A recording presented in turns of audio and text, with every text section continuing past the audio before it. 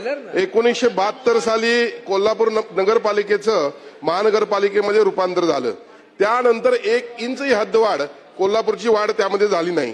राज्यातील कोल्हापूर शहराची वाढती लोकसंख्या, नागरीकरणाचा वेग, पायाभूत सुविधांवरील वाढता ताण आणि शहरालगतच्या गावांचे प्रत्यक्षात शहराशी झालेले एकरूपीकरण, त्यामुळे कोल्हापूर शहर हद्दवाढीचा प्रश्न गेल्या अनेक वर्ष प्रलंबित आहे। या लगतच्या भागातील नागरिकांना अनेक मूलभूत नागरी सेवांपासून वंचित राहावे लागत आहे। याबाबत सर्वच लोकप्रतिनिधींचं पहिली 10 गावे शहरामध्ये घ्यावीत असं एकमत झालेलं आहे आणि तसा प्रस्ताव शासनाला सादर देखील झालेला आहे।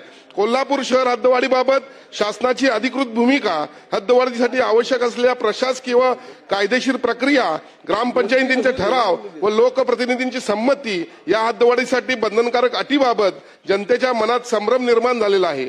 कोल्हापूर शहर हद्दवाढीबाबत शासनाने तातडीने निर्णय घ्यावा म्हणून या औचित्याच्या मुद्द्याद्वारे माननीय मुख्यमंत्री, माननीय उपमुख्यमंत्री, नगर विकास विभाग या महोदयांना मी विनंती करत आहे। धन्यवाद।